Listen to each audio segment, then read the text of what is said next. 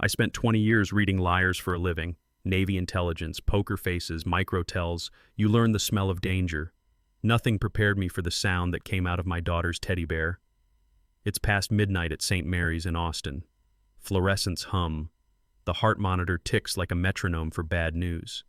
Lily, 7 years old, sleeps, skin paper thin, Mr. Whiskers tucked under her arm. I find a rough stitch on the bear's back, pry it open, and slide out a recorder the size of my thumb. Click. My wife's voice. Calm. How much longer? A man answers, our oncologist. 3, maybe 4 weeks. The protocol accelerates it. Pause. Then her again, steady as a firing squad. The insurance pays $2 million. We disappear to the Caymans. No one will suspect. The monitor keeps beeping. My world stops. I've interrogated terrorists with less composure than I needed to stand up from that chair. If they think I'm going to bury my child, they haven't met the man I used to be, or the father I am now. I'm Jack Rourke. 20 years in Navy intelligence taught me to track patterns: spending, travel, tone of voice. But civilian life dulls your edge in quiet ways. You start fixing fence posts, timing the lawn sprinklers, and believing routine is safety. My routine was Lily, 7 years old, ponytail too tight, freckles across her nose, a giggle that made the dog lose his mind. We'd throw a foam football across the backyard until the Texas heat chased us inside. Those were the pictures I kept in my wallet: grassy knees, birthday candles, and Lily in a pink bike helmet bossing me around. When she got sick, I did what every father does. I promised I'd trade places. That's not how life works. One day she tripped. Next week she bruised for no reason. Then came the tests. I told myself intelligence officers don't panic. We assess. But the first night in the hospital, watching her chest rise like a tired bird, I felt panic sit on my chest anyway. Heavy, uninvited, and real, St. Mary's Austin smelled like sanitizer and slow prayers.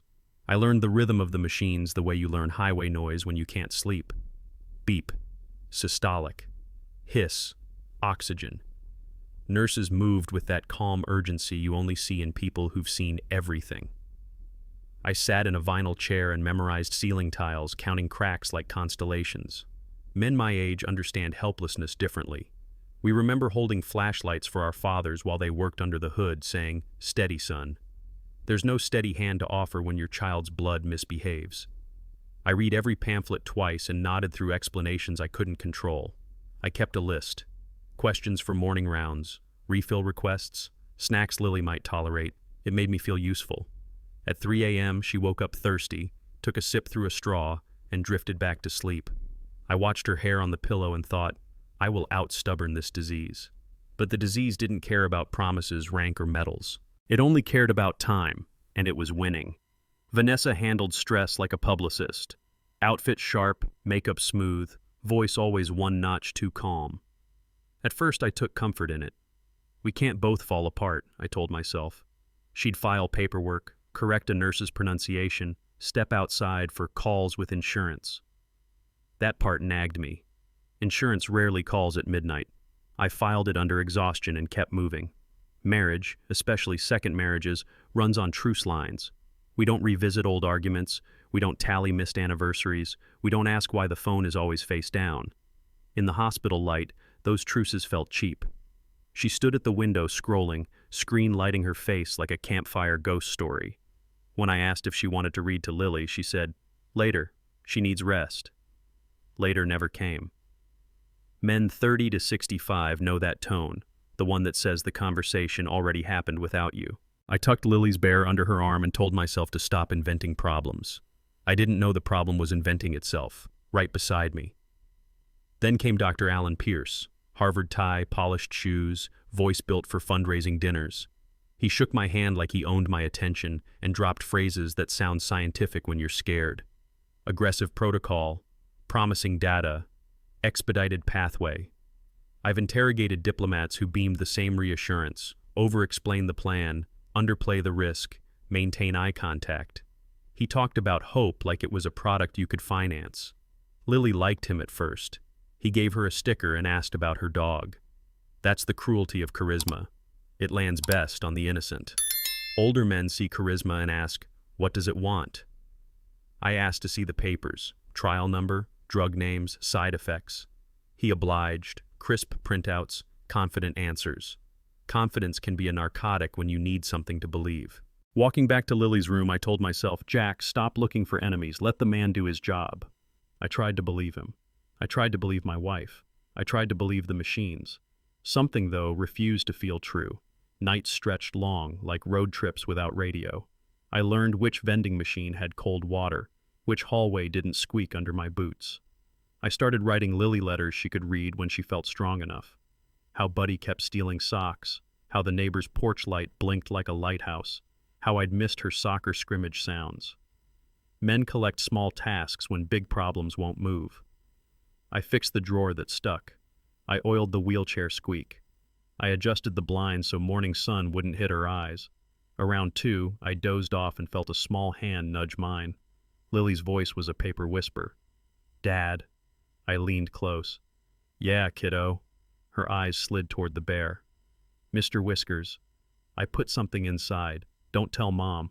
Kids don't invent espionage. They mimic it. My heart tripped. What is it? She blinked slowly. You'll hear it.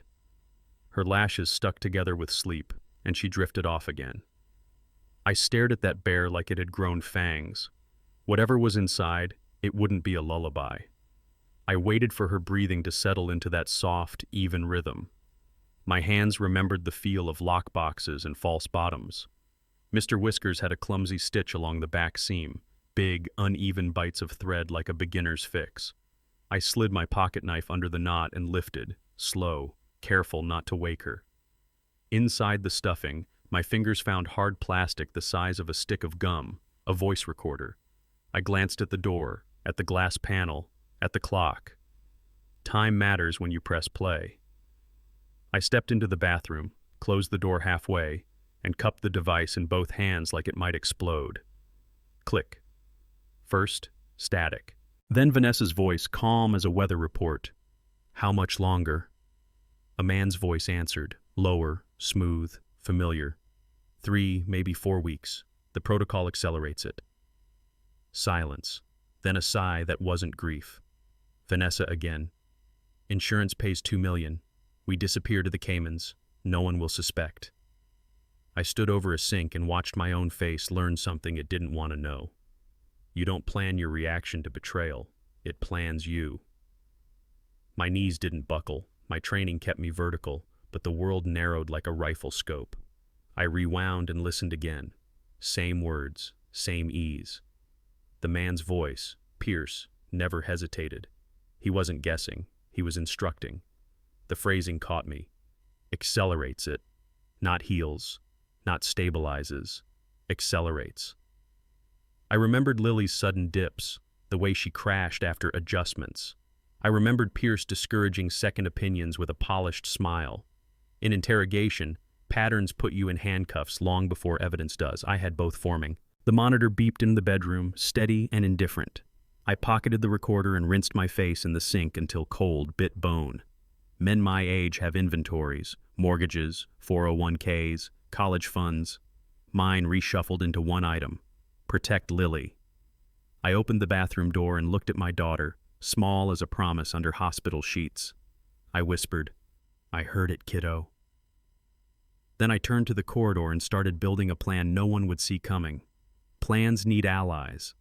I called Trevor Allen, the one friend who never needs the backstory to say yes.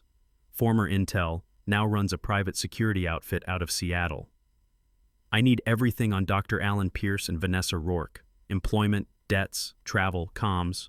Quiet, I said. Copy, he said, and hung up. That's loyalty. No lecture, no delay. I then walked to the nurse's station, voice measured, and requested copies of Lily's med chart. It felt like asking a mechanic to read me the airplane manual mid-flight. Back in the room, I compared drug names from Pierce's handouts to the chart. Things didn't match. Wrong class, wrong indications. I took photos, emailed them to myself, saved them to a drive I wore under my shirt. Men keep important things close to skin. When Vanessa arrived, she kissed the air near Lily's forehead and asked if I'd slept. Enough, I said. She didn't ask about the bear. She didn't ask about me. Her phone buzzed. Insurance, she mouthed, stepping into the hall. I let her go. Some answers sound better on tape. Trevor called back near dawn. Your guy's underwater, he said. Student loans near $400K, credit cards ugly, and 2 tickets Houston to Grand Cayman in 3 weeks. Passenger 2, Vanessa Rourke. I let the silence carry my answer. There's more, he added. Your wife forged your signature on a 6-figure loan against Lily's policy. The word policy burned. Insurance is what you buy for bad days. They'd turned it into a payday. I thanked him, then called a malpractice attorney I trust, Mark Ellison. I need a transfer to Dell Children's by noon, I said, and I need you looped into everything I send. He didn't argue. Good men don't when time is blood. I stood over Lily's bed and felt 2 versions of myself shake hands. The operator who plans 3 moves ahead, and the father who will burn every bridge to keep his child breathing. I tucked Mr. Whiskers under her arm again. You did good, I whispered. This time, I didn't pray. I executed. The first step was getting her away from Pierce, today. I didn't confront anyone. In my line of work, noise ruins good evidence. So I went quiet and shifted into intel mode, same discipline I used overseas, just with softer shoes. I built a checklist on a yellow legal pad. Pierce's credentials, Lily's meds, Vanessa's finances, hospital policies, chain of custody for drugs. Men my age trust lists. They keep the mind from drowning. I also wrote rules at the top. No hero moves, no threats, no tipping. The goal wasn't revenge, it was safety and proof. I duplicated the recorder files to 2 encrypted drives and hid one in the truck's spare tire well. Then I mapped next steps like a playbook. 1. Trevor for deep background. 2. Attorney for a legal lane. 3. Transfer Lily out from under Pierce. My father used to say, measure twice, cut once. I measured everything. When the sun edged over I-35, I poured hospital coffee that tasted like burned hope and started dialing the numbers that would change the day. First call, Trevor Allen. Trevor. He answered on the second ring like he always did when we were deployed. Talk to me, he said. I laid it out fast. The bear, the recording, the words, accelerates it, the Cayman plan. He didn't gasp or moralize. Send the audio. I'll start with Pierce's debt, travel, and comms, he said. For older men, there's comfort in a friend who knows your history and doesn't need the pretty version. While the file uploaded, I stared at the vending machine spiral, thinking about how many times I'd told Lily that problems have edges if you look closely. Trevor texted a minute later, Got it, give me 4 hours. He always underpromised. I paced the hall, counting doors, remembering the old rhythm, gather, verify, act. On TV, killers monologue. In real life, they rely on paperwork. Paperwork leaves footprints. My phone buzzed again, this time with an idea I didn't want but couldn't ignore. I'd need a lawyer before I needed justice. I scrolled to Mark Ellison's number. Mark and I hunted truth together once, back when a case could still surprise us. You sound like a man who needs a paper trail and a second hospital, he said after I summarized. Both, I answered. Dell Children's? If they'll take her. He asked for copies of Lily's charts, Pierce's handouts, and any pharmacy logs I could legally request. Men in our age bracket respect the word legally. It keeps victories from collapsing later. I returned to the nurse's station with a calm voice and a grateful smile. Nurses are the backbone. You treat them with respect, or you fail. Back in the room, I photographed every page I could, sent them to Mark, and backed them up like they were family photos. Then I wrote 2 letters by hand, one to the hospital administrator, one to the insurance company, establishing concerns without accusations. Paper beats rumor every time. Before we hung up, Mark said, If you move her, move fast. I looked at Lily's IV bag and thought, fast isn't the hard part. Clean is. Trevor called with that flat tone we reserve for bad news. Pierce is drowning in debt, student loans near $400K, credit cards ugly, and Jack, 2 tickets Houston to Grand Cayman 3 weeks from now. Passenger 2 is Vanessa. He let that land. There's more. Your wife pulled a loan for $100K 6 months ago. Signature says Jack Rourke. It's not yours. I felt the old training clamp down on my pulse. This is why we confirm before we confront. Money is motive. Timing is intent. Cayman is escape. My hands were steady, but the inside of my mouth went dry. Older men know the taste. We've gotten that call about a parent, a mortgage, a diagnosis. You swallow, then you act. Push everything to the secure folder, I said. On it, he replied. I turned to Lily and tucked the blanket under her chin like it was armor. If Vanessa had sold our future, I'd buy Lily another one with truth. The clock said 9:11 a.m. I made my next move. I studied Pierce's Protocol 7B like a mechanic looks at a strange rattle. You don't need a medical degree to spot mismatched parts. The drugs on Lily's chart didn't match the trial documents. Wrong class, off-label, no plausible rationale for leukemia. I cross-checked brand names with plain English summaries online and wrote what I understood in the margins. This one shreds healthy cells. This one spikes risk. No evidence it helps kids like Lily. Men who fixed lawnmowers at midnight know that feeling when the bolt in your hand doesn't belong to your engine. Something had been switched. I printed a short memo in simple language and sent it to Mark. I believe medication has been altered from listed protocol, risk of harm high. He replied in minutes. This is enough to justify a transfer request. I breathed for the first time in an hour. I wasn't paranoid. I was paying attention. The hallway clock ticked louder than it should have. I dialed Dell Children's admissions and said the only sentence that mattered. My daughter needs out today. Transfers are like moving a houseplant in winter. Too rough, and you kill what you're trying to save. Dell Children's asked for physician notes, current vitals, and parental consent. I had 2 of the 3. For the notes, I needed a small miracle or a big confrontation. I opted for a middle road. I found the charge nurse on duty, gray streaks in her hair, eyes that had seen every kind of night. I'm not here to cause trouble, I said. I'm here to keep my kid alive. She studied me long enough to read the truth. I can't break rules for you, she said, but I can tell you which forms to fill and who signs them fastest. We moved like a pit crew, requests, signatures, scans. Meanwhile, I called Dr. Karen Whitfield at Dell. She didn't promise miracles. She promised to review Lily's case immediately and stop any harmful meds on arrival. That promise felt like daylight. By noon, the paperwork was a stack an inch thick. Vanessa texted, "Any updates?" I typed back, "Working on it," and hit send. You'd think telling a hospital you're leaving would be like canceling a gym membership. Awkward, but simple. It wasn't. Pierce entered the room with sympathy arranged on his face like a bow tie. "Mr. Rourke, I'm concerned about continuity," he said. I stood up slow, giving my back the extra second older men need. "I'm concerned about outcomes," I replied. He used phrases like stability and risk window. I used phrases like parental authority and medical board. We were 2 professionals speaking different dialects of control. "I'll need you to sign refusal acknowledgments," he said finally. "Fine," I said. "I'll need copies of all medlogs." His smile thinned. When Vanessa walked in, her eyes widened at the sight of the transfer forms.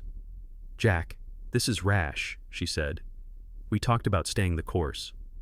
I looked at Lily, then back at her. "The course is off a cliff." Pierce reached for Lily's chart. I placed my hand on it first. "It stays until we roll," I said. Men understand boundaries best when they're drawn at the edge. We moved Lily by ambulance, sirens off, the way you move something sacred. Dell Children's felt different the moment we crossed the threshold. Less theater, more truth. Dr. Karen Whitfield greeted us in scrubs. No preamble, no salesmanship. She reviewed Lily's file at the nurse's station, then turned to me with the expression good doctors wear when they're angry for you, not at you. "These combinations," she said quietly, "do not belong in a leukemia protocol for a child. We're stopping them now." I didn't realize I'd been holding my breath until it left me. Men my age don't cry easily, but we know relief. She ordered labs, adjusted fluids, and assigned a pharmacist to audit every bag that touched my daughter's line. "We'll document everything," she said. That sentence was as powerful as any drug. Documentation wins cases. I texted Trevor. "We're in. New team is clean." He replied, "Good. I have more." I stared at the phone, bracing like a man who knows the next punch is coming and plans to stay standing. Trevor's more arrived as a secure link. Inside, screenshots of Pierce's credit reports, travel confirmations, and a thread of messages between him and a contact saved as V. The itinerary to Grand Cayman glowed like a confession in neon. Then came the hammer, loan documents with my forged signature, collateralized against Lily's policy. I felt the room tilt. Whitfield noticed. "Bad news?" she asked. "Truth," I said. She nodded like she'd heard that before. Then Lily woke, eyes clearer than yesterday. "Dad?" she whispered. I took her hand. "I moved you to a better team." She glanced at Dr. Whitfield and managed a small smile. Then she looked at the bear. "Did you hear it?" I met her eyes. "I did." She swallowed. "I heard Mom on the phone. I saw Dr. Pierce changed the bag when the nurse wasn't looking. I pretended to sleep. Kids imitate courage they see. She had seen mine once. Now I was seeing hers." "You did everything right," I said. She exhaled like a weight finally left her chest. That night, Whitfield returned with preliminary labs. "She's not deteriorating anymore," she said. "It's a start." Starts are underrated. Most men remember the first time a stubborn engine finally caught. One cough, then life. I emailed Mark a full update with attachments. Trevor's dossier, the forged loan, the Cayman tickets, Whitfield's written assessment. He called 5 minutes later. "This isn't just malpractice," he said. "It's attempted murder." The word belonged to the facts now, not my fear. "Next steps," I asked. "We secure Lily's safety, preserve evidence, and, if you're willing, we set a trap that ends in confessions on record." I looked at my sleeping daughter and felt two roads diverge, the one where I confronted Vanessa with rage, and the one where I finished this clean. "I'm willing," I said. After we hung up, I opened my notebook and wrote a single line at the top of a fresh page. "Make them speak." Then I turned out the light. Tomorrow, I'd begin the kind of operation you only run when you have nothing left to lose. Evidence wins cases, not outrage. I had enough to raise hell. I needed enough to end it. That meant confessions, clean, on record, voluntary. Older men know this. You don't win with the swing, you win with the setup. I called Detective Sam Ortega, a homicide guy who reads people the way ranchers read weather. I told him I wasn't asking for a shortcut, I was asking for a lane. "You get me legal cover," I said, "and I'll get you words that stick." He didn't like the risk. No good cop does. But he liked dead kids less. We blocked out a plan with the hospital's counsel in the room. Every step parked inside policy, every device logged. If I misstepped, I'd poison the case. I wrote 3 sentences on my pad. Protect Lily. Preserve chain of custody. Make them speak. When Ortega finally said, "I'll back you," it felt like a green light on an empty road. The next turn would be the sharpest of my life. We met after hours in a conference room that smelled like coffee and disinfectant, a mix of wake-up and clean-up. Hospital leadership listened with the faces administrators wear when lawyers are present. Thoughtful, afraid. I laid out the recordings, the forged loan, the Cayman tickets, the mismatched meds. "We can report now," the attorney said, "or we can structure an internal inquiry that captures more." Ortega stared at the ceiling tile like it owed him money. "If we spook them," he said, "they clam up and lawyer up." I told them about operations overseas where timing mattered more than muscle. "This is a campaign," I said. "Short window, high stakes." Dr. Whitfield leaned forward. "If we cooperate, no one touches Lily. That's my line." I nodded. Everyone in the room drew a line and swore they wouldn't cross it. Then we built a corridor of consent, forms, briefings, custody logs. By the time we finished, I could feel the weight of what came next. I had to make a believable lie about my daughter's death. Men my age carry 2 clocks, the one on the wall and the one that measures nerve. I set both.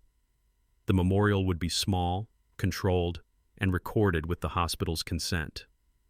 Before we got there, I needed the trigger, the phone call that would reveal who Vanessa really was when no one was watching. I rehearsed the voice you never want to use, the one that tells the world your child is gone. Not melodrama, flat, emptied out. Grief, when it's real, steals adjectives. Ortega reminded me, no entrapment. You announce, you don't lead. I wrote a script with exactly 2 lines for me and none for them. Then I called Trevor and asked him to stage the capture legally. Single-party consent, validated by counsel, time-stamped, backed up. He said, "You sure you want to hear this live?" I said no, but I need them to think I'm broken. He understood. Men like us have done uglier chores. This one just happened to be at midnight, with the lights off and the blinds open to the Texas dark. At 12:07 a.m., I stepped into the hallway, watched the nurses rotate like a quiet shift change, and dialed Vanessa. She answered on the second ring. I hit speaker so the system could catch the room audio clean. "It's me," I said. My voice came out like a gravel road. "Lily's gone." Silence. Then a hitch in her breath that wasn't grief. It was relief trying to hide. "What? When?" she asked. I let the clock do the acting. "Half an hour ago. They said it was peaceful."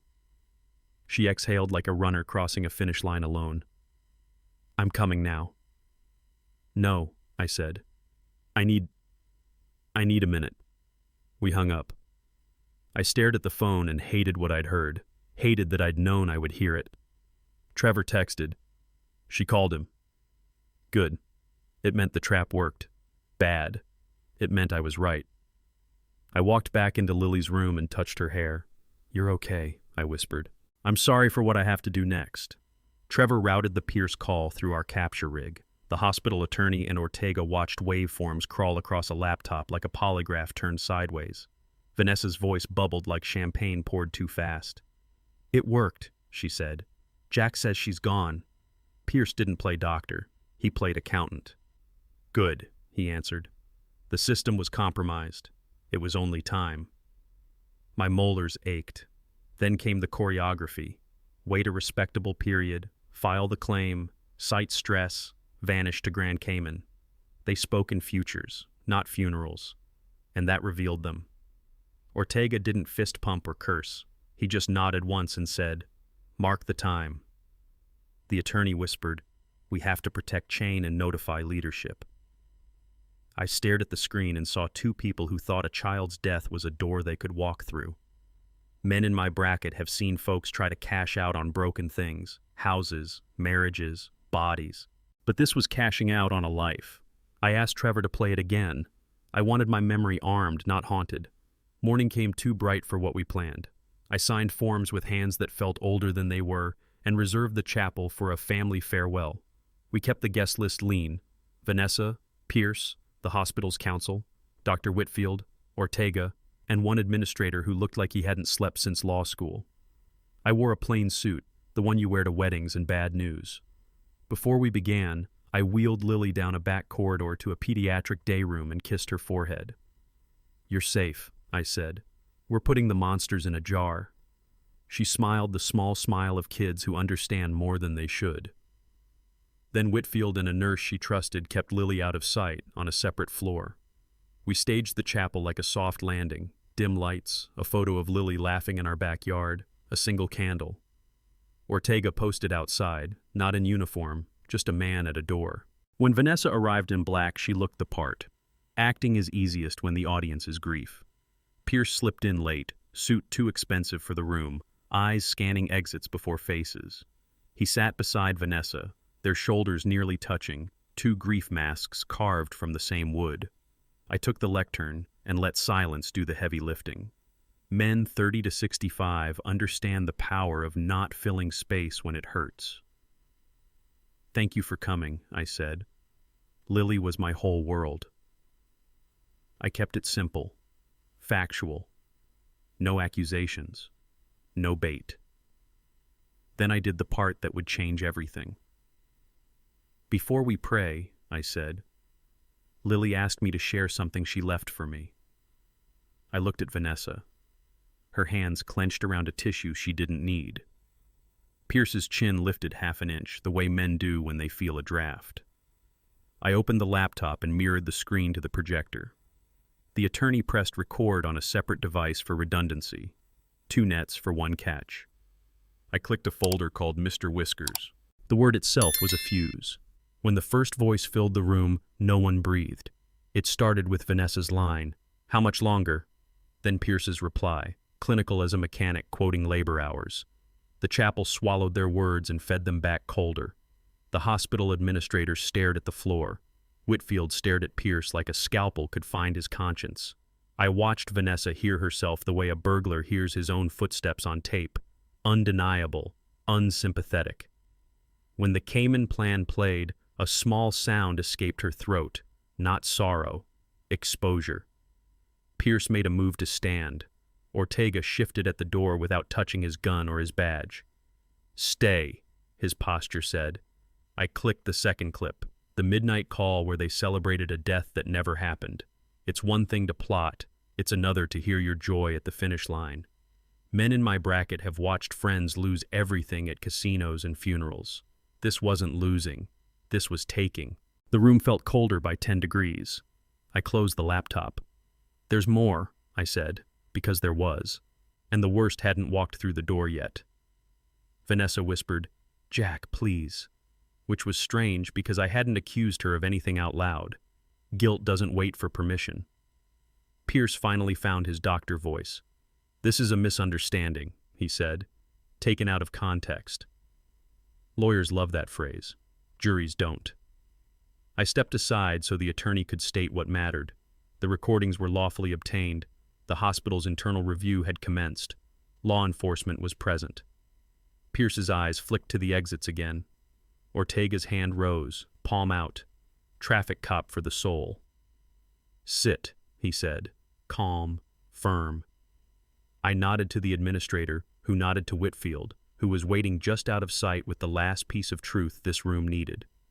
Men 30 to 65 appreciate a clean reveal. You don't drown the fish, you lift it from the water. "Before we continue," I said, "someone wanted to say goodbye." I walked to the chapel doors and opened them like a curtain. What came next would erase every defense they had rehearsed. The wheelchair rolled in with a soft squeak, pushed by Dr. Whitfield. Lily sat upright, pale but present, her bear in her lap. Gasps aren't evidence, but they are human. Vanessa's face dropped its mask so fast it looked like gravity had been waiting. Pierce took one step back, then another, like a tide going out. "Lily," I said, voice steady now, "wanted to see who loved her." The chapel didn't feel holy anymore. It felt honest. Whitfield placed the wheelchair beside me. Lily lifted a hand, small and certain. "Hi, Mom," she said. 2 words, a verdict. Ortega moved to the aisle, not rushing, not grandstanding, just closing a circle. Men my age know closure when we see it. I didn't announce charges. I didn't threaten. I didn't need to. The truth had filled the room, and there was nowhere left for the lies to sit. I put my hand on Lily's shoulder and felt heat, life, future. "We're done here," I said. And we were, at least with pretending. The next part would be justice. I walked to the lectern and opened the laptop. The projector fanned warm air across my knuckles like a tiny desert wind. Men my age know that feeling before a hard talk.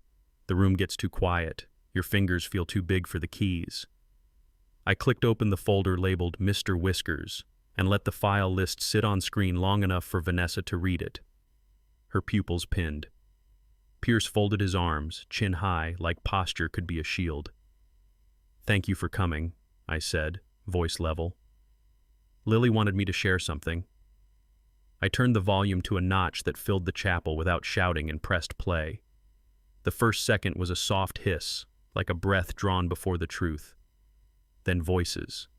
Their voices. We didn't look at each other while we listened. We looked at the screen, the floor, the candle, anywhere but the mirror the audio had become. When the first clip ended, the room didn't move. That stillness was my cue. I opened clip 2. 3, maybe 4 weeks. "The protocol accelerates it." Pierce's recorded voice floated through the chapel like a diagnosis for the soul. Vanessa's reply followed, steady. "The insurance pays $2 million. We disappear to the Caymans." The administrator's jaw flexed. Whitfield's hands were flat on the pew, knuckles pale. I watched their faces learn what I'd learned over a sink at 3 a.m. Men 30 to 65 have heard ugly truths through thin walls. Affairs, bankruptcies, betrayals. But there's a special frequency when evil thinks no one's listening. You can't unhear it. Pierce shifted in his seat, eyes flicking to the exits he'd mapped on entry. Out of context, he muttered, as if tone could sandpaper intent. I didn't argue. I cued the midnight call, their celebration when they believed my daughter had died. Ortega adjusted his stance near the door, hands visible, calm as a Sunday usher. The attorney tapped a secondary recorder on, redundancy layered on redundancy. When laughter leaked from the speakers, a sound like ice cracking, I felt the room tilt toward judgment. That laugh is what changed the oxygen. Not grief, not shock, relief. Vanessa's little exhale after I'd told her Lily's gone played back as clearly as a metronome. Older men know that breath. We've heard it when a deal closes or a problem leaves the driveway. It doesn't belong at a child's memorial. Pierce tried to seize the narrative. This is entrapment, he said. He staged. I raised a hand without looking at him. No questions, I said. Just listen. I hit play again from the insurance line.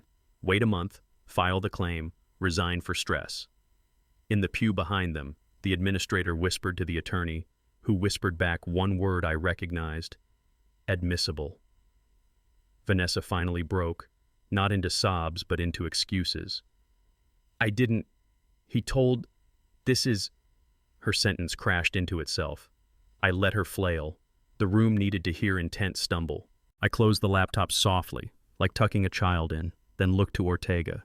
He didn't nod. He didn't need to. We both understood the next beat. I stepped down from the lectern and stood where Pierce would have to pass if he tried to bolt. Men are angles and doors when they need to be. Ortega placed one shoe against the base of the exit and folded his hands in front of him, not threatening, just undeniable. Sit tight, he said in a voice that had ended more than one bad idea. Pierce stood anyway, then sat halfway, a seesaw of panic and calculation. You can't hold us, he said. You have nothing but your own words, I answered, not loud, not soft. Vanessa clutched a tissue so hard it shredded into confetti on her lap. The candle on the front table guttered, flame bending toward the AC vent like it wanted out. For a second, the chapel felt like a held breath. Then I said, There's something else Lily left me. Pierce blinked slow, Vanessa faster. The space between those blinks was the window I needed. I turned toward the doors and gave Whitfield the look we'd rehearsed once and only once. The chapel doors opened on soft hinges, the kind maintenance oil for weddings, not scenes like this. Whitfield rolled in the wheelchair, her hands steady, her jaw set the way good doctors set splints. Lily sat up, pale but lit from within, Mr. Whiskers in her lap. Gasps rose like birds. You can't choreograph that sound. The human body makes it when the story it accepted collides with the truth in front of it. Vanessa stood so fast her knee banged the pew. Lily? She said, the word an audition for the role she'd already lost. Pierce took 2 steps back, weight on his heels, calculator clicking behind his eyes and finding only zeros. I walked to Lily and touched her shoulder, warm, alive. You wanted to see who loved you, I told her, loud enough for the room to borrow my certainty. She lifted her hand in a small wave, 2 fingers, a hello and a goodbye in one. That was the moment the chapel shifted from grief to evidence. The living do that. They reset the math. Vanessa's first instinct wasn't to kneel, it was to look for an alibi. Jack, I didn't. This is. Someone edited. Her voice had the wobble people add when they need compassion fast. I've heard it at casualty notifications and foreclosure hearings, the sound of a person trying to buy time. Stop, I said, not to be cruel, but because the runway was gone. Pierce tried medicine. This is medically irresponsible, he said to Whitfield. She shouldn't be. Whitfield met his eyes and sent a message without raising her voice. You don't get to say should anymore. Older men recognize that tone. It's the one teachers used when we tested the last nerve they had. Ortega stepped inside the room now, hands still open, badge now visible. We're going to stand up slowly, he said to both of them. We're going to walk to the back. We're going to answer a few questions. Pierce scoffed. Vanessa swayed. Lily squeezed my fingers. I felt her pulse, steady as a drum at halftime. "You're safe," I whispered. "We're almost done." "Am I under arrest?" Pierce asked, performing confidence like it might bend reality. "You're being detained," Ortega said, all consonants, no wiggle. The administrator spoke up, voice thin but firm. "The hospital is cooperating fully with law enforcement. Dr. Pierce, you are suspended pending investigation." Titles matter to men like him. You could see the word suspended land like a thrown wrench. Vanessa tried a new script. Motherhood. She reached toward Lily, palm up. "Sweetheart, Mommy was scared," she said. Lily leaned subtly toward me instead. Not dramatic, just definitive. That tiny movement was a gavel in my chest. "Hands where we can see them," Ortega said gently, and the sound of metal, handcuffs, clicked into the chapel's quiet like a lock finally turning in the correct direction. Pierce flinched at the touch. Vanessa started crying for real this time. The body keeps a separate truth ledger. I didn't cheer. Men my age don't. We've lived long enough to know that winning feels a lot like breathing again, and breathing is enough. Pierce tried one last thing, the lawyer line. "None of this is admissible," he said as Ortega guided him toward the aisle. The hospital attorney answered without looking up from his folder. "First recording, made by the child in her own room, legal. Second, single-party consent in a jurisdiction that allows it, legal. Third, captured with hospital cooperation during an internal review, legal." He closed the folder. "You'll have plenty of time to contest it." Pierce's reply died in his mouth. Vanessa shifted to pleading. "Jack, please, think of Lily," and the irony nearly knocked the air from my lungs. Men 30 to 65 have heard that phrase used to cover 1,000 selfish moves. I didn't engage. I turned to Lily instead. "You did everything right," I said. She nodded, small but sure. Whitfield placed her palm on Lily's shoulder, a benediction from a battle-tested healer. The cuffs clicked again, and for the first time in months the monitor in my head, beeps, alarms, excuses, fell quiet. The only sound left was breath. Ours. Hers. The one thing they couldn't counterfeit. Ortega read them their rights in a tone that neither gloated nor apologized. That's respect, for the process, for the weight of what comes next. Pierce stared at the floor like answers might be engraved in the tile. Vanessa looked everywhere but Lily. "We'll follow at a distance," the administrator told Ortega, already on his phone to risk management. PR, the board. Grown men understand the cascade, legal, financial, moral. 3 dominoes that never fall in the order you wish. I wheeled Lily a little closer to the aisle so she could see daylight through the open doors. "Feels warmer," she said. "That's because the storm's behind us," I answered. Pierce twisted enough to throw a final barb. "You staged your child's death." I didn't rise to it. "I staged the truth," I said.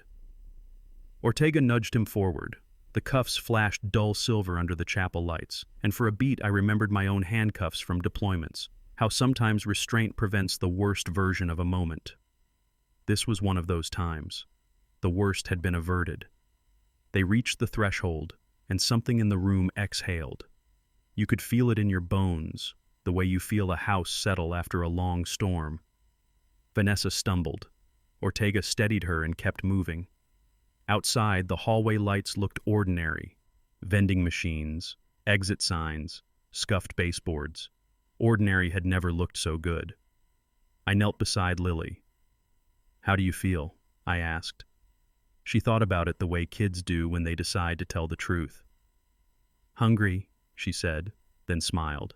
It broke something open in me I'd been holding shut with wire and habit. Whitfield grinned. "That I can treat," she said. In the doorway, the hospital attorney turned back. "Mr. Rourke will be in touch within the hour," he said, professional but human. I nodded. The next steps would be statements, evidence logs, formal complaints, grown man work. But for a sliver of time, I let myself be only a dad in a quiet chapel with a living child. I kissed the top of Lily's head and whispered, "We're going home." News doesn't walk anymore. It sprints. By sunset, the headline was everywhere. Mother and doctor plot 2M death of 7-year-old. The phone lit up like a pinball machine. Reporters, cousins I hadn't heard from in years, a church friend who simply texted, "We're praying." Men my age know the media drill. Talk too much and you make mistakes. Talk too little and people fill the gaps with nonsense. I chose a middle lane. One statement, one photo of Lily smiling with Mr. Whiskers, and one sentence that mattered. My daughter helped save her own life. It resonated. People need a hero they can picture, not a spreadsheet. I kept cameras off Lily and on me. I could take the scrutiny. She deserved quiet. At night, I wiped fingerprints off our story, trimmed rumors, corrected names, refused book deals. The goal wasn't fame, it was clean justice. Still, the country had opinions, and opinions have gravity. The courthouse would feel that weight next.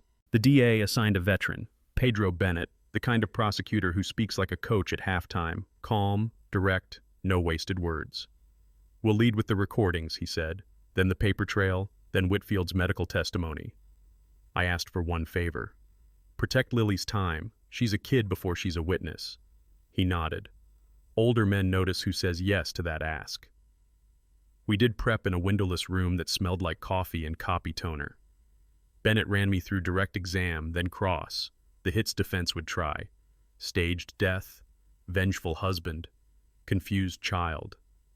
I answered in the same voice I used when teaching Lily to ride a bike. Steady, simple, repeatable. Meanwhile, Ortega built the case spine, chain of custody, timestamps, the boring stuff that keeps verdicts standing on appeal. I slept like a cheap motel, noisy, on and off. On the morning of jury selection, I ironed my only good tie and told myself what fathers tell sons before big games: do your job, one snap at a time. Walking into court is like walking into a church where everyone's faith is doubt. The pews were full, press, curious locals, a man in a denim jacket who could have been me 10 years ago. Vanessa sat at the defense table, hair pulled back, wearing the color that says innocent. Pierce sat beside her, lips pressed into a surgeon's line. Their lawyers looked expensive and restless. The judge took the bench, a man whose patience you could measure in inches, not miles. Jury selection felt like speed dating for truth. Bennett asked about trust in doctors, insurance, second marriages. He watched eyes, not answers. Men 30 to 65 know that trick from poker night. By day's end, we had 12 and 2 alternates: teachers, a contractor, a nurse, a retiree with forearms like oak branches. After court, I took Lily for milkshakes in a booth that had seen 1,000 small victories. She drew smiley faces in the condensation. "You ready, Dad?" she asked. I said yes. I meant I'd be ready by morning.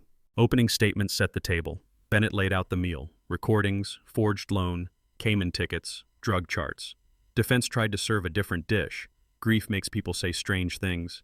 Medical judgment is complex. My sting was the real crime. When it was my turn, I didn't try to be clever. I looked at the jury like neighbors at a barbecue and told the story the way I lived it.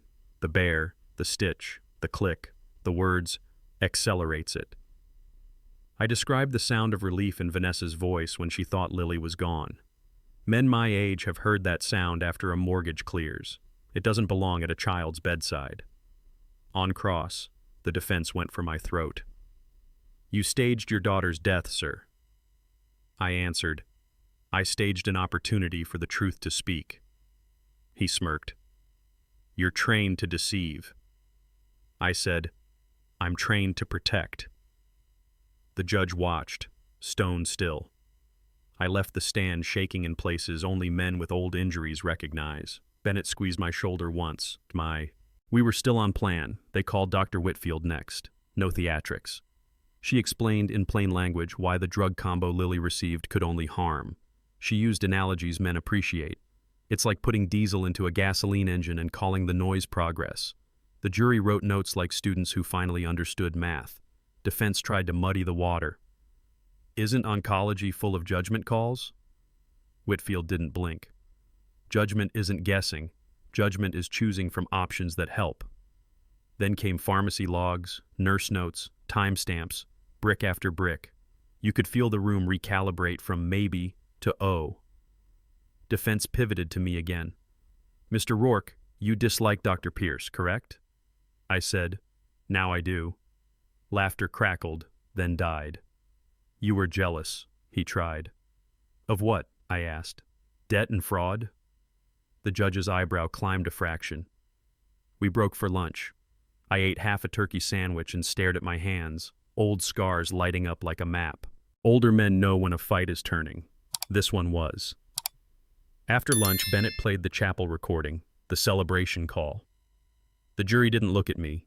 They looked at the defendants. That's how you know the evidence is working. The story stops being mine and becomes theirs. When Vanessa's relief bled through the speakers, a juror in row 2 closed his eyes like he'd smelled something rotten. Defense objected to tone, context, recording quality. Overruled, overruled, overruled. Then Bennett walked them through the money, Trevor's dossier, the forged signature, the loan against Lily's life. Numbers don't weep, they just add up. Defense stood to argue chain of custody, but Ortega's testimony was a row of locked doors, logged, sealed, time-stamped, witnessed. I watched Pierce calculate outcomes he couldn't afford and find none. Vanessa stared into the middle distance where people store better versions of themselves. When court adjourned, I took Lily home through the back. She asked if we could watch a funny movie. We did. We laughed the way tired people laugh. Grateful, loud, and a little too long. Tomorrow would be hers. The judge debated allowing Lily to testify. If she wants to, he said, and if her doctor and a child advocate agree. Whitfield signed off with conditions. Short, gentle, focused. Lily insisted. I'm not scared, she told me. Men who've carried rucksacks and regrets know the feeling of being brave and young. You just don't see the cliff edge yet. The morning she took the stand, she wore a yellow dress and a hairband with a tiny bow. Bennett's voice softened. Lily, where did you put the recorder? In Mr. Whiskers, she said, holding the bear like a shield that had already done its job. Why? Because Mommy said the doctor was making it go faster. A juror covered her mouth. Defense passed on cross. Smart. You don't survive cross-examining a child cancer survivor whose bear saved her life. When Lily stepped down, the judge thanked her like a grandfather would, voice low, eyes kind. I walked her back to the hall and felt the courtroom's temperature rise behind us. The case had a heartbeat now, and it was hers. The defense tried to rally with experts, paid voices who said medicine is complicated and grief distorts memory. Bennett dismantled them with simple questions. Show me where this combination helps a 7-year-old with leukemia. They pointed to nothing. Show me where relief is a normal response to a child's death. Silence. Then came character witnesses who said Vanessa was under pressure, and Pierce was a brilliant physician. Pressure isn't permission. Brilliance without ethics is a weapon. In rebuttal, Bennett played Pierce's own words again and let the room sit in them. Older men know the power of a quiet minute. It's where truth does math. The judge instructed the jury with the gravity of a man who's buried friends and signed paychecks. You must find facts, not feelings, he said. I believed they would. We went home to our little rental, ate leftover pizza, and pretended bedtime was normal. Lily asked if the jury decides tomorrow. Maybe, I said, smoothing her blanket. She closed her eyes like someone who finally trusts doors will stay locked. Deliberations took 4 hours, long enough to be careful, short enough to be confident. I sat on a bench in the hallway with a veteran who'd lost his son to fentanyl. We didn't trade war stories, we traded silences. When the bailiff said, "We have a verdict," the world narrowed to footsteps and wood grain. The jury filed in, faces set with the seriousness of people doing a hard, sacred thing. On the charge of conspiracy to commit murder, guilty. Insurance fraud, guilty. Medical fraud, guilty. My ears rang like a rifle report. Vanessa slumped. Pierce stared at a point no one else could see. A soft sound came from the gallery. A sob. A prayer. Maybe both. I put my hand on the bench to steady an old shoulder that started to shake. Lily squeezed my fingers. 2 taps. Our code for I'm here. The judge thanked the jury and set sentencing. Outside, microphones waited like open mouths. I said one line. Justice is a promise kept. Then I took my daughter home. Sentencing day felt colder than the weather. Judges keep mercy and consequence on the same shelf. This one reached for consequence. Life without parole for both. The words landed like steel doors. Pierce's mask cracked, jaw tight, eyes wet with something that wasn't regret. Vanessa asked to speak. The judge allowed 2 minutes. She said she was sorry. Some in the room wanted to believe her. I wanted Lily safe. That's the thing about being a father in your 30s, 40s, 50s, 60s. You learn which wants matter. Afterward, Bennett told me another file had opened. Tracy, Pierce's sister, tied to an older death. We'll pursue it, he said. Justice isn't a moment, it's a muscle you keep working. We stepped onto the courthouse steps into brittle sunlight. Reporters shouted.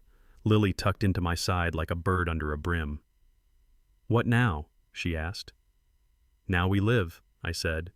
And we help other people live too. She nodded. Can we get pancakes?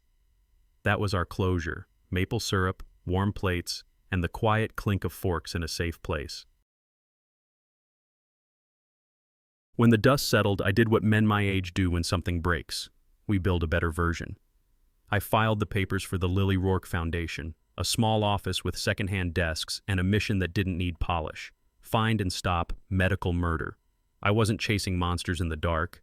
I was installing motion lights. We started with 3 volunteers, a donated copier that squeaked, and a promise on the wall. Protect the vulnerable. Document the truth. Push for accountability. I called Trevor for data support, asked Dr. Whitfield to advise on cases, and begged Mark Ellison to keep us inside the lines. I sold my old truck to fund month 1 and didn't miss it. Men 30-65 know that math. Sometimes you trade horsepower for purpose. Our tip inbox filled with stories that sounded like ours. Sudden declines, mismatched meds, administrators shushing families. I sorted them at the kitchen table while Lily colored next to me. We needed a frontline tool for kids. That's how the Lily line was born. The Lily line started as a prepaid phone and a laminated script. If you feel unsafe, we believe you. Tell us what happened. Where are you? We staffed it with nurses and a child psychologist 3 nights a week. The first call that cracked me open came from a boy who whispered like fear lived in his vents. He thought his stepdad was helping with medicine that burned. He knew the shape of the bottle, but not the name. We looped in a local pediatric ER and a detective who didn't roll his eyes at kids. They pulled the boy in, ran labs, and found antifreeze in his system. He lived. He lived because a phone answered on the first ring. That night I sat in the dark and thought about all the times older men tell boys to tough it out. Tough isn't silence. Tough is speaking up and surviving. We upgraded the Lily line to 24/7 the next week. The phone never stopped, and that was the point. Growth is messy. We outgrew our squeaky copier and my stubborn pride. Grants came in, church groups, veterans posts, a retired contractor who handed me a check and said, "For the ones who can't fight back." We built a small investigations unit, 2 nurses, a data analyst, and a former claims adjuster who could smell insurance fraud like smoke. Trevor wired us a dashboard that flagged patterns, spikes on certain shifts, sudden protocol changes, clusters around one provider. We shared anonymized leads with local PDs. Some ignored us, some didn't. The ones who listened saved people. Meanwhile, Whitfield ran trainings for hospitals on how not to become a headline, simple safeguards, independent pharmacy checks, real whistleblower channels. I spoke at a VFW hall and told a room full of gray hair and strong hands that the system works better when good men and women tap the brakes. After the talk, a nurse pressed a thumb drive into my palm. "You need to see this," she said. The screen lit up a trail we couldn't ignore. The drive held med logs that jumped like a lie detector needle. 1 doctor, 1 ward, too many unexpected declines. We packaged the evidence with our method, dates, times, drug lots, witness names, and delivered it to a detective who didn't need a spotlight to do his job. He phoned a regional FBI office that had already heard whispers. Federal agents came in quiet, like they were late to church, hats off, eyes up, all business. They asked for our process, not our spotlight, and promised we'd never see our names in their pressers. That's fine. I didn't do this for plaques. They executed warrants, seized records, and, weeks later, walked a man in a white coat out the back door in handcuffs. Afterward, the agent in charge shook my hand and said, "Keep your lines open." Men my age know that sentence is both courtesy and assignment. I went home, set 2 alarms, and kept my phone on the nightstand. At 2:11 a.m., the Lily line rang again. Purpose doesn't keep bankers' hours. Momentum attracted attention. Some of it was praise. Some felt like a hornet's nest. A hospital PR rep accused us of creating panic. I told him trust isn't panic, it's earned. The right allies found us anyway. A senator with a nurse for a sister, a congressman whose father died in a VA ward with more questions than answers. They asked for our numbers, not our feelings. We showed case summaries, intervention outcomes, and a simple truth. Independent audits save lives. We sat at long tables under long fluorescent lights, the kind that make you look tired even when you're not, and made the pitch older men appreciate. Practical, affordable, enforceable. Give families a path, give nurses cover, give data eyes, no villain speeches, just guardrails. Meanwhile, Lily's hair grew back and she learned to braid it herself. She asked if she could answer emails after school. "You can," I said, "but you're still a kid first." She rolled her eyes. Kids always have better balance than we do. Legislation moves like a stubborn mule until it doesn't. The Medical Patient Safety Act wasn't a miracle. It was a blueprint. Mandatory independent review of unexpected hospital deaths. Protections for staff who report concerns. Real penalties for falsifying charts. It passed with more yeses than I dared hope, because the numbers did what numbers do when they're honest. I sat behind the nameplate at a hearing and told the committee what I tell fathers at Little League fields. Trust is a system. You maintain it like an engine, change the oil, replace worn parts, listen when it knocks. When the president signed the bill, Lily and I stood off to the side. We weren't the story. The families were. That night, back home, I grilled burgers and burned two. Men 30-65 know that smell. Lily laughed, handed me the spatula, and said, "Good thing you don't cook for a living." I flipped the third one right and thought, we just made the country a hair safer. That's enough for a Tuesday. Years have a way of stretching and snapping back. Lily hit remission milestones like mile markers on a road we never chose. She grew into a sharp teenager who asked Whitfield the kind of questions that make smart doctors smile. Could this pathway help kids like me?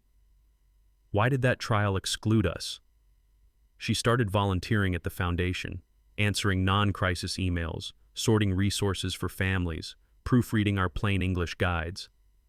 One afternoon she said, "Dad, I think I want to be a doctor."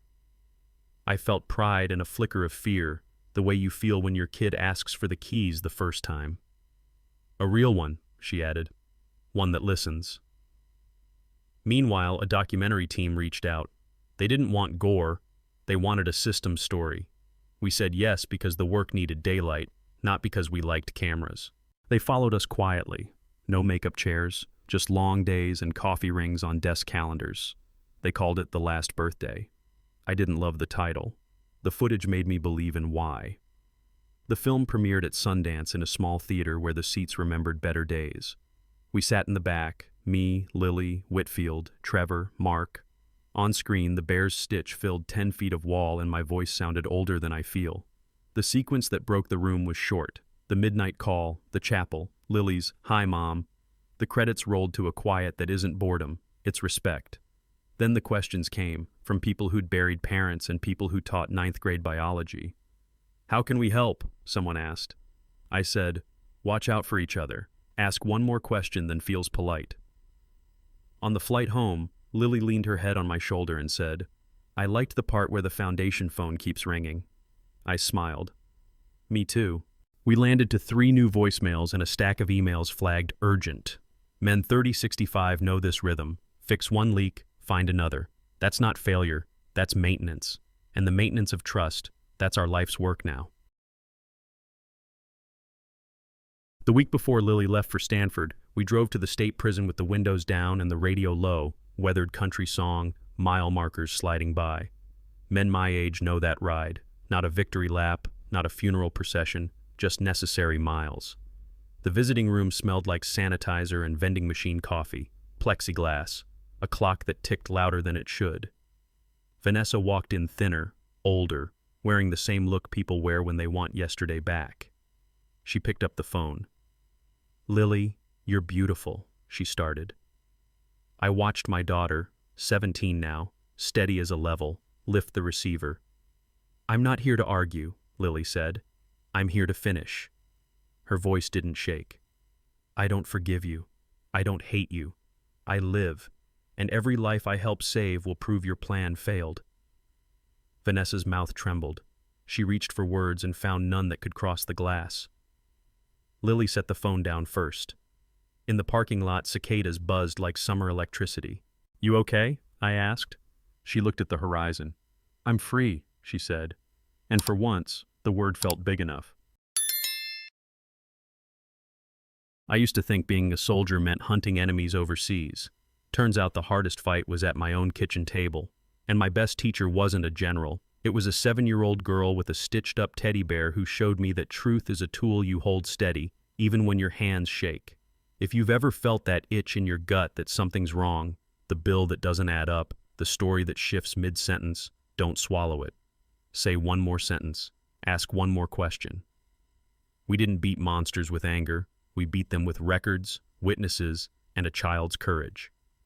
That's the message I'm leaving you with. Justice isn't loud or pretty. It's consistent.